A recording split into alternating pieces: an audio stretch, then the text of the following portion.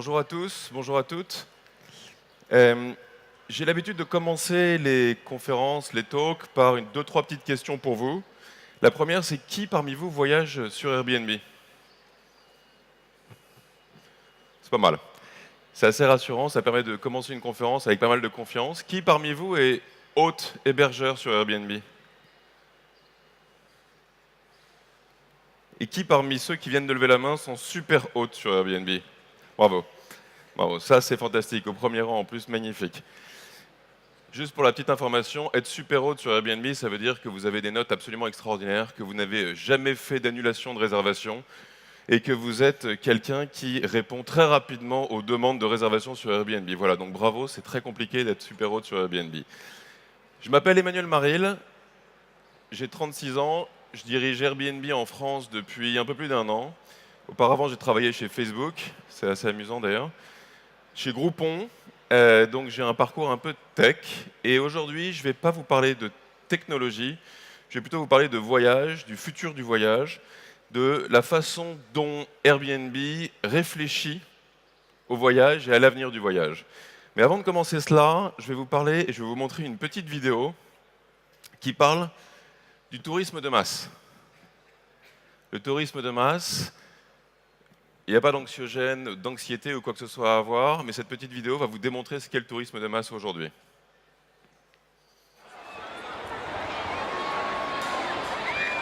I can't even explain to you how insanely crowded this place is.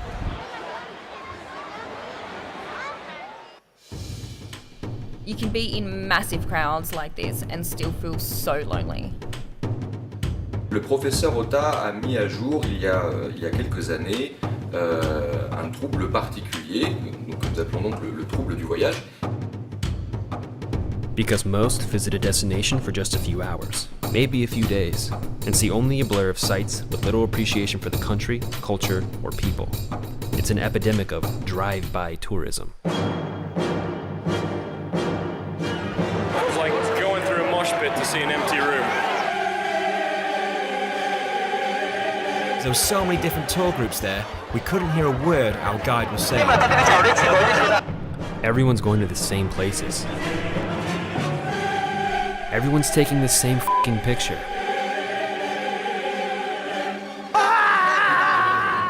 It's not just travelers who suffer. 170,000 tour coaches are set to hit Rome this year. The way we travel has got to change.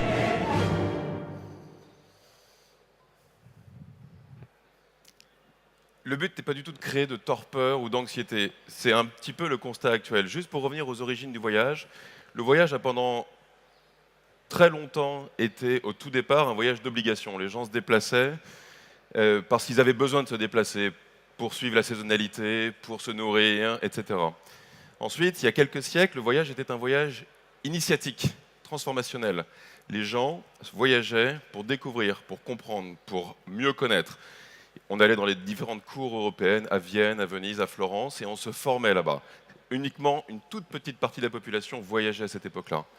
Depuis le début des années 50, le tourisme s'est développé de manière considérable, plusieurs milliards de touristes par an. En France, 50% des Français voyagent, se déplacent, 80% d'entre eux se déplacent en France, 20% à l'étranger. Le tourisme est devenu quelque chose qui s'est démocratisé. Il s'est démocratisé parce que les transports se sont démocratisés, il s'est démocratisé parce que l'hébergement s'est démocratisé, on y a certainement participé aussi, et il se démocratise parce que les gens veulent voyager. Aujourd'hui, le voyage tel qu'on le perçoit chez Airbnb est un voyage de sens. Les gens veulent voyager pour donner du sens à leur vie, pour être transformés. On revient à ce qu'on avait il y a quelques dizaines d'années. Si vous vous rappelez, et si vous avez dans vos familles des gens qui ont eu la chance de voyager dans les années 50, 60, au tout début du voyage, mes grands-parents avaient cette chance-là, en fait. Et donc, j'ai toujours cet exemple en tête. Ils sont capables, 50 ans après, de me décrire point par point, jour par jour, quasiment, leur voyage. Les voyages qu'ils faisaient il y a 50 ans étaient des voyages qui créaient des souvenirs. Les voyages qu'on fait depuis quelques dizaines d'années sont des voyages plus de consommation. Le constat aujourd'hui est que sur un même lieu, on peut avoir deux approches différentes. On peut avoir celle-ci, assez sympathique, plutôt bucolique. Et celle-ci, même endroit, différents types de voyages. Koh Phi Phi, Thaïlande, on peut avoir celle-ci, photo prise à 5h30, 6h du matin, avant que les bateaux arrivent. Et une fois que les bateaux arrivent, voilà ce que Koh Phi Phi donne à peu près aujourd'hui. Alors, ce n'est pas exactement Koh Phi Phi, c'est une petite île au nord de Koh Phi Phi. Notre constat est simple, le voyage est plus ou moins malade, mais les gens veulent voyager de plus en plus. Et malgré ce constat, les gens continuent à rechercher ce qu'on appelle du sur-mesure, de l'authenticité. La raison pour laquelle Airbnb se développe aujourd'hui, c'est parce qu'on pense, on permet de répondre à une partie de ces enjeux, de ces problématiques-là. La première raison pour laquelle les gens voyagent sur Airbnb est, non pas parce que c'est plus économique parfois, mais parce qu'ils veulent vivre comme un local. Si vous vous mettez dans cette disposition de voyage et que vous arrivez dans une ville que vous ne connaissez pas, vous êtes nantais, vous allez à New York, la première chose que vous allez vouloir, c'est découvrir New York comme un New-Yorkais. Ce n'est pas forcément aller dans le Starbucks qui est en bas de votre hôtel ou de votre Airbnb, mais c'est d'aller dans le petit café dans lequel vont les New-Yorkais du quartier dans lequel vous êtes. C'est d'aller découvrir, quand vous allez à Paris, que vous êtes américain, la boulangerie du quartier, la meilleure boulangerie du quartier, le bistrot du quartier, pas le restaurant ou le bar hyper connu que vous allez retrouver un peu dans toutes les applications de recommandations. Et quand on regarde, et c'est assez intéressant, les recommandations qu'on va avoir pour Paris sur TripAdvisor. Alors vous allez avoir la Tour Eiffel, le musée d'Orsay, le musée du Louvre. Ça, ce sont les recommandations principales qu'on a quand on tape Best Spot in Paris sur TripAdvisor. Quand vous faites le même exercice sur Airbnb, voilà les lieux qui apparaissent. La Bellevilloise, le Rosa Bonheur, le Point éphémère, le Parc de la Villette. Chaque hébergeur Airbnb donne ses recommandations de lieux autour de chez lui. Et quand on agrège ces informations-là, on a un input, une qualité d'information qui fait vraiment la différence. Les gens vont aller à la Bellevilloise. Quand on n'a pas ces informations-là, pour aller à la Bellevilloise, il faut forcément connaître un Parisien qui va vous dire que dans le 19e arrondissement, il y a tel bar qui a telle aspérité, et c'est très compliqué. Pour décoder une ville, ça prend du temps. Ça prend énormément de temps. Il faut y vivre. Et donc aujourd'hui, la vraie question, la question de fond finalement, c'est la différence entre traveling, voyage, et living, habiter. Et nous, on pense, chez Airbnb, que le voyage est en fait proche du living, et que le living permet ce que les Américains appellent le belonging, le sentiment d'appartenance. En vivant chez quelqu'un, vous avez le sentiment de vivre dans la ville. Les gens qui se déplacent dans une ville ou même dans un lieu autre que urbain ont envie d'être dans les lieux qui sont donc aimés par les locaux, par les gens qui habitent cet endroit-là, mais même de vivre leur vie. Ils aimeraient pouvoir aller prendre leur café dans le même bistrot, se déplacer, prendre le métro pour aller au travail quand on va à Paris, revenir ensuite chez soi, se commander quelque chose, exactement comme le ferait un local. Cette notion de living et de belonging est exactement le cœur de notre narrative marketing de l'année dernière. Et je vais vous montrer d'ailleurs, juste maintenant, la campagne télé qu'on avait, la campagne marketing qui a été poussée l'année dernière partout en France et dans pas mal d'autres pays dans le monde. Don't go to Paris.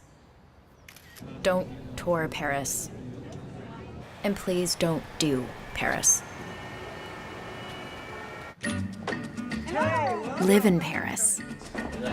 When you Airbnb in Paris, you have your own home. Make your bed. Cook. You know, the stuff you normally do. Don't go to LA. Don't go to New York. Don't go to Tokyo. Live there. Live in Malibu. Live in the East Village. Live in Shinagawa. Feel at home. Anywhere. Do your regular routine. Je t'embrasserai, te parlerai, t'apporterai le réconfort. Allez, allez, viens. Le restaurant, la seule ici, pas que toi et moi, contre toi. Wherever you go, Don't go there. Live there.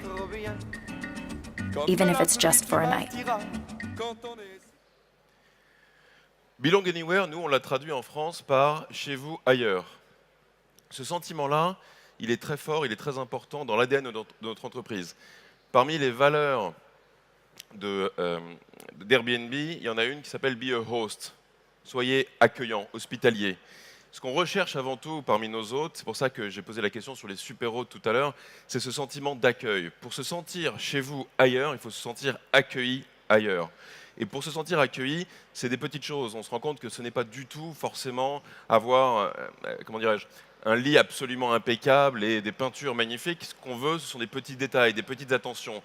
Nos hôtes qui arrivent à faire la différence, nos hébergeurs qui font la différence, sont ceux qui vont donner le sentiment à quelqu'un qui a voyagé pendant 10 heures, qui a passé la douane, qui a galéré pour récupérer ses bagages et qui a pris un taxi, qui a pu être bloqué dans un embouteillage, qu'une fois qu'il arrive chez lui, dans son appartement, il se sente justement chez lui. Ces petites attentions, c'est des choses toutes simples. C'est une bouteille de vin, un petit message, juste un mot ou deux, et ça fait la différence. On se rend d'ailleurs compte d'une chose qui est fondamentale, c'est que les hôtes qui ont les meilleures notes ne sont pas forcément ceux qui ont les meilleurs endroits. Et d'ailleurs, un endroit qui est magnifique avec un hôte absolument détestable aura généralement une note moins bonne. C'est ça la vraie différence. L'accueil, l'hospitalité, c'est le cœur même des valeurs d'Airbnb aujourd'hui. Et ça l'était d'ailleurs au départ, en 2008, quand l'entreprise a été créée. Et ce qui est intéressant, c'est de comprendre que dans cette dynamique-là, on a, je pense, montré qu'il y avait quelque chose qui marchait. Quand on voit les chiffres derrière, ça illustre ce fonctionnement-là. Les gens, il y a un engouement, il y a un vrai phénomène derrière cela. Et avec 80 millions d'arrivées voyageurs en 2016, 8,3 millions pour la France, on fait partie intégrante aujourd'hui du tourisme. En France, évidemment, puisque le marché français est le deuxième marché d'Airbnb au niveau mondial. Donc je suis très honoré de diriger cette filiale. 8,3 millions d'arrivées voyageurs en France l'année dernière. Le plus gros marché d'Airbnb dans le monde, c'est Paris. On est une destination touristique absolument fantastique, un pays de cocagne. Les gens veulent venir en France et ils viennent en France aujourd'hui de manière différente. Et quand on voit ces chiffres-là, on se rend bien compte qu'Airbnb amène quelque chose. Pour les familles, pour les jeunes, les gens veulent réussir à vivre ensemble, localement. Et pas que quand on est des couples, on va dire hipsters ou quoi que ce soit. Tout le monde aujourd'hui. Le segment, et c'est très intéressant, c'est pas du tout dans la slide, mais le segment de population aujourd'hui qui croît le plus vite chez Airbnb, en France, parmi les hébergeurs notamment, ce sont les seniors. Les seniors, et ils ont les meilleures notes, les meilleurs accueils. Ces gens-là ont du temps, ils ont de la place, ils ont besoin de revenus complémentaires. C'est absolument fantastique pour eux. Une plateforme comme celle-ci marche absolument bien. Ce qui est intéressant, c'est de voir que les 150 millions d'arrivées voyageurs depuis le début d'Airbnb ont été faits dans les 2-3 dernières années principalement. L'accélération est très forte. Et on voit en 2017 que la tendance est exactement la même. On est présent dans 50 000 villes, plus de 50 000 villes aujourd'hui. On est présent partout sur le territoire. Si on prend la France, on est présent dans plus de 19 000 communes. À Nantes, par exemple, il y a, dans le centre de Nantes, dans la métropole nantaise, je suis nantais, hein, donc dans la métropole nantaise, il y a environ 4 000 logements Airbnb. Paris, il va y avoir 65 000 annonces Airbnb. En France, il y en a 400 000 aujourd'hui, annonces. Pour vous donner un petit peu les dynamiques, un petit peu comment dirais-je, la vision statique et la dynamique sur le modèle Airbnb aujourd'hui. Simplement pour la Saint-Sylvestre, Airbnb a accueilli plus de 2 millions de personnes partout dans le monde. Chaque nuit, à Paris, il y a plusieurs dizaines de milliers de personnes qui dorment dans un Airbnb. Je ne veux pas du tout vous assommer de chiffres, mais c'est juste parce que comme ça, vous pouvez vraiment comprendre à peu près de quoi on parle. Nos hébergeurs, qui sont plus de 300 000 en France, sont des ambassadeurs de la marque. Ce sont des gens qui... Alors, je pourrais poser la question à tous ceux qui ont levé la main tout à l'heure au deuxième rideau, mais je pense que ce sont des gens qui aiment la marque. Vous pouvez acquiescer. Ah, merci, c'est gentil. J'ai beaucoup de support de mon premier et mon deuxième rang. Ce sont des gens qui aiment la marque et qui ont vraiment réussi à leverager quelque chose qu'ils ne pouvaient pas leverager avant, à savoir leur résidence principale, leur résidence secondaire. Comment ça marche? Qu'est-ce que l'effet de réseau? Comment est-ce qu'on peut voir une croissance comme celle-ci? D'ailleurs, je suis souvent contacté et on me demande régulièrement comment vous avez réussi à faire grossir votre communauté aussi rapidement. Waouh. Donc là, la réponse, elle n'est pas en 2 mots, elle est assez complexe, mais l'effet de réseau est au cœur de ce sujet-là. L'effet de réseau, c'est simple, c'est une personne qui va voyager avec Airbnb ou qui va héberger avec Airbnb, va dire, tiens, à 2 de ses voisins ou à 3 de ses voisins, j'ai gagné 2100 € en moyenne l'année dernière grâce à Airbnb. Les voisins vont se dire, mais c'est fantastique, ça marche, ça a l'air simple en plus. Et ils vont en parler. La même chose quand on voyage, rarement on voyage seul. En revanche, la personne qui fait la réservation est souvent seule. Mais si vous voyagez en groupe de 5 et que vous réservez un Airbnb à 5, les 4 autres personnes vont être sensibilisées au produit et vont pouvoir se dire, effectivement, il y a quelque chose qui est intéressant. Si sur les 5 autres personnes qui voyagent avec vous, il y en a ne serait-ce que 2 qui vont s'inscrire ou voyager avec Airbnb, vous avez déjà un effet multiplicateur. Et si à chaque fois cet exercice se reproduit, vous avez ce qu'on appelle un effet de réseau. L'effet de réseau permet de faire passer en France, je vous donne des exemples français, ce que je les ai bien en tête, la communauté des hébergeurs de environ 3-4 000 en 2012 à plus de 300 000 en 2017, en l'espace de 5 ans. L'effet de réseau est très important. Facebook ou d'autres plateformes connaissent à peu près ce même principe. Maintenant, comment fonctionne l'économie collaborative sur mon secteur? C'est-à-dire sur le partage de maisons, le home sharing. En quelques clics, tout est une question de simplicité, d'ergonomie. Sur les 3 fondateurs d'Airbnb, 2 viennent du design. Ils ont pensé l'application, le site, pour sa simplicité, pour que les gens puissent en quelques clics lister leur appartement, donc le numéro 1, et en quelques clics réserver la maison. J'ai refait l'expérience ce matin, parce que je ne voulais pas vous donner de chiffres complètement idiots, et comme le produit change assez régulièrement, mais en 4 clics à peu près, vous pouvez réserver une maison dans la destination de votre choix. Il faut que ça reste ludique. Vous avez presque tous levé la main sur le voyage avec Airbnb. Quand on sait où on va et qu'on se dit qu'on va prendre Airbnb, il y a un petit jeu d'aller essayer de trouver l'endroit un peu sympa, la maison, etc., pas très éloigné de l'endroit qu'on voudrait visiter. Et donc, il y a un petit jeu. Ça reste ludique. On va se balader dans les photos pour voir si ça convient. On va mettre des filtres pour voir si on a exactement ce qu'on veut dans cet hébergement. Le côté ludique est très important. Le côté paiement, garantie. La garantie. La différence, elle est là-dessus. C'est la notion, les Américains parlent de trust, de confiance. Le fait que le paiement soit géré par Airbnb fait que globalement, les risques liés à ce type de location sont quasi minime, ou l'épaisseur du trait.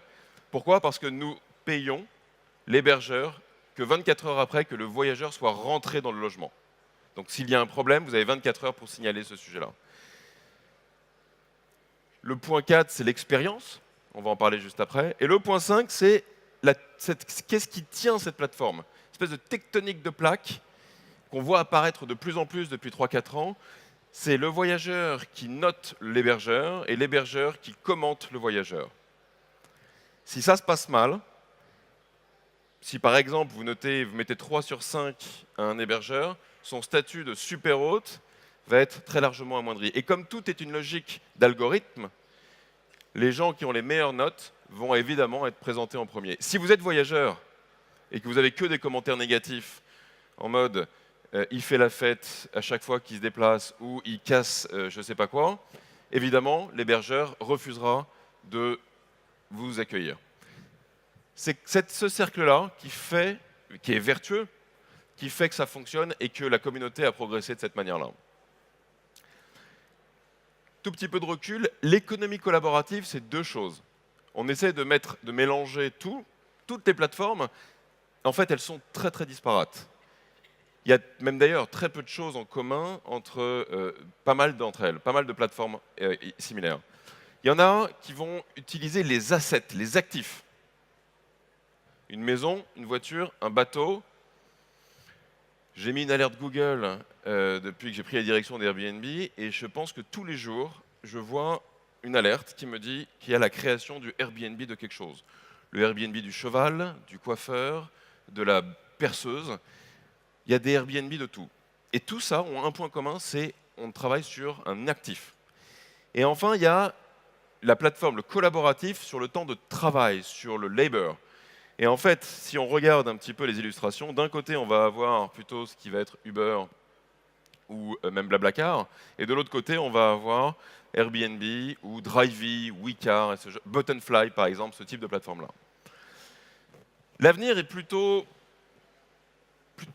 pas mal. Je vais rester, il faut garder un peu d'humilité, il ne faut surtout pas faire preuve de trop d'arrogance, mais quand on regarde les dynamiques, la croissance du business et les fondamentaux, c'est-à-dire ceux qui font et qui sont toujours au début des tendances, à savoir les plus jeunes, on se rend compte que 75% des millennials, dont je fais partie, je suis en limite basse des millennials, mais j'en fais partie quand même, beaucoup d'entre vous font partie de ces millennials aussi, donnent beaucoup plus d'importance à l'expérience au sentiment de propriété. La possession versus le vécu. L'émotion versus le statique, j'ai envie de dire. Et ce qui est intéressant, c'est qu'aujourd'hui, on se rend compte que les 18-25 ans, notamment, sur l'automobile, par exemple, n'ont pas vraiment... Le côté statutaire de l'automobile est un peu en retrait. Le côté statutaire du voyage, la même chose. Dire « je suis parti là-bas », non. En revanche, j'ai fait un saut en parachute, oui. C'est ça la différence. Et quand on voit cette dynamique-là, nous qui sommes basés sur l'expérience et la connexion, on est quand même assez rassurés et assez sereins. C'est la raison pour laquelle on a lancé, il y a quelques semaines et quelques mois aux États-Unis, notre nouvelle plateforme.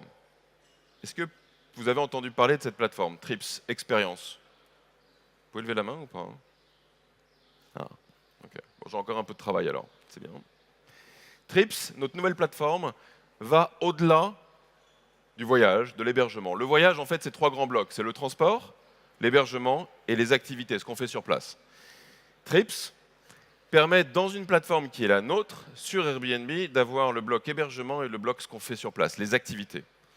Je vais vous présenter une vidéo qui montre le produit, comment le produit a évolué. Aujourd'hui, Trips est lancé sur 2 marchés en France, Paris et la Provence, une vingtaine de villes dans le monde. Trips, c'est l'avenir d'Airbnb, le futur d'Airbnb. C'est vraiment basé sur les insights qu'on vient de voir, sur l'expérience. Qu'est-ce que je fais une fois que j'arrive quelque part? J'arrive à Paris, j'arrive à New York, j'arrive dans le Pays Basque ou en Bretagne. Comment je vais découvrir cet endroit-là? Par quel biais je vais pouvoir décoder la région? Et toute cette plateforme-là est orientée autour de cette expérience et de ce souhait-là, cette volonté-là.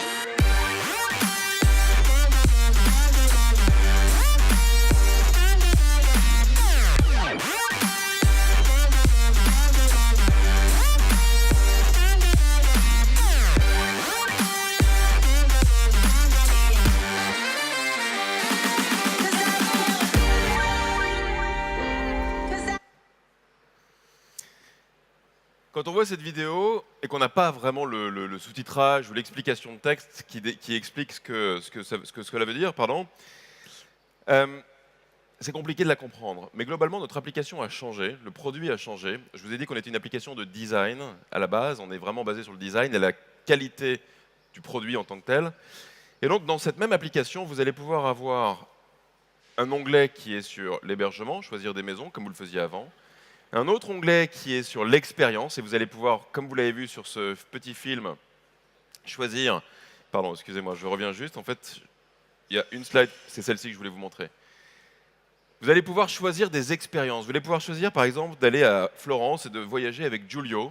Giulio qui est un truffle hunter, un chasseur de truffes. Et vous allez pouvoir passer 3 heures avec Giulio, qui a posté son expérience sur notre plateforme, exactement comme il l'aurait fait avec son appartement. Et vous allez pouvoir passer 3 heures avec lui, découvrir comment on trouve des truffes, cuisiner une truffe, et là, manger. Vous allez pouvoir passer 2 heures avec Jack au Cap.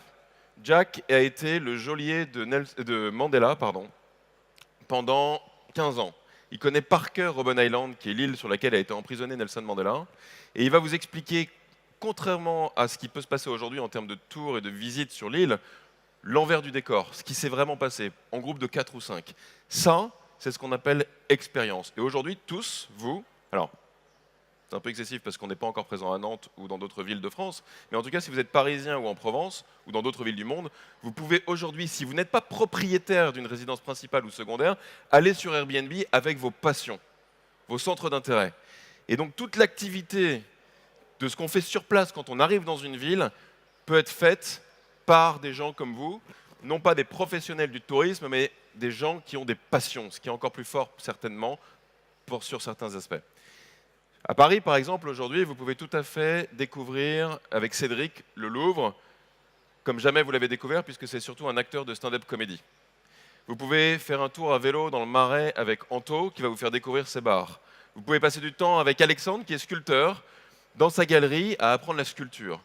Il y a 120 expériences comme celle-ci aujourd'hui dans l'application qui sont disponibles. Et Paris est encore une fois, étant le premier marché d'Airbnb au niveau mondial, est une ville très importante pour nous en termes de laboratoire sur ce produit-là. Il y a un dernier point dont je voulais vous parler sur cette nouvelle application, sur Trips, la plateforme, c'est qu'on a des guides. On a des gens qui vont vous donner leurs meilleurs endroits à découvrir dans les villes dont on vient de parler. On a des gens, comme Alain Ducasse, qui va vous dire quelles sont ses meilleures épiceries à Paris. On a quelqu'un comme Frédéric Mazzella, qui est le fondateur de Blablacar, qui va vous donner ses 10 endroits préférés à 1 heure de Paris pour aller se promener un week-end. C'est ça aujourd'hui Airbnb. C'est l'hébergement et largement au-delà. Les autres, les hébergeurs le faisaient déjà. 80% de nos hébergeurs laissaient déjà sur la table basse des papiers en disant « Voilà les endroits qu'il faut absolument que vous alliez voir dans le quartier ». Nous, on a décidé d'aller au-delà, de proposer quelque chose qui va accompagner le voyageur sur toute la chaîne de valeur du voyage pour véritablement transformer son expérience. Ce qui est absolument fondamental pour moi, et je pense évidemment pour les fondateurs, c'est la création de souvenirs. J'ai du mal à me rappeler, j'étais en Islande il y a 1 an, j'ai du mal à me rappeler précisément ce que j'ai fait jour après jour. La notion de création de souvenirs, elle est fondamentale dans le voyage, de pouvoir se rappeler 10 ans après exactement ce qu'on a vu et ce qu'on a fait. Or, justement, ce qui est intéressant, c'est que ce qu'on voit reste moins que ce qu'on a pu voir en même temps qu'on a pu le communiquer avec quelqu'un. Et la notion de connexion dans le voyage, la notion d'être à plusieurs pour partager quelque chose est absolument fondamentale pour créer ces souvenirs. Fabriquer ces souvenirs, une fabrique à souvenirs, c'est un peu ça j'ai envie de dire, c'est une fabrique à souvenirs. Et dans un monde qui est hyper tech, et souvent on nous compare à des entreprises tech, Airbnb. On nous dit, vous êtes une entreprise de la Silicon Valley, vous êtes une entreprise technologique. C'est pas vrai. La moitié des employés d'Airbnb sont dans le service client. On est une entreprise qui est beaucoup plus une entreprise de personnes, de contact. On est une entreprise qui est beaucoup plus dans le design, dans le produit. Et quand on regarde un petit peu et qu'on prend un peu de recul par rapport à cela, c'est certainement ce qui va faire la différence dans les années qui viennent. La connexion, le souvenir, le contact et l'humain. Juste pour conclure, ce que je viens de vous présenter, c'est ce que nous concevons comme étant l'avenir du voyage, l'expérientiel, l'authenticité, le sur-mesure, j'ai envie de dire. Mais surtout, et pour moi c'est absolument fondamental, en France aujourd'hui, on a, je vous ai dit, 300 000 hébergeurs, un peu plus d'une centaine d'expériences. Mais globalement, dans les années qui viennent, on va donner la possibilité avec notre application, avec notre produit, de rendre beaucoup plus de personnes acteurs du tourisme. Aujourd'hui, et on a vu la première vidéo, les gens sont spectateurs du tourisme. Certains parlent même de tourisme barbare. Je trouve que c'est un peu exagéré. On est spectateurs du tourisme. Notre plateforme collaborative, notre plateforme Airbnb permet de devenir acteurs. Je vous engage tous, et je vais finir là-dessus, je vous engage tous à devenir acteurs du tourisme et faire sortir un petit peu les gens des sentiers battus du tourisme. C'est la raison pour laquelle je pense aujourd'hui on connaît un tel succès, c'est qu'on va un petit peu à rebours des tendances qu'on observe depuis plusieurs dizaines d'années. Merci infiniment pour votre écoute, pour votre accueil, et puis j'espère à bientôt. Au revoir.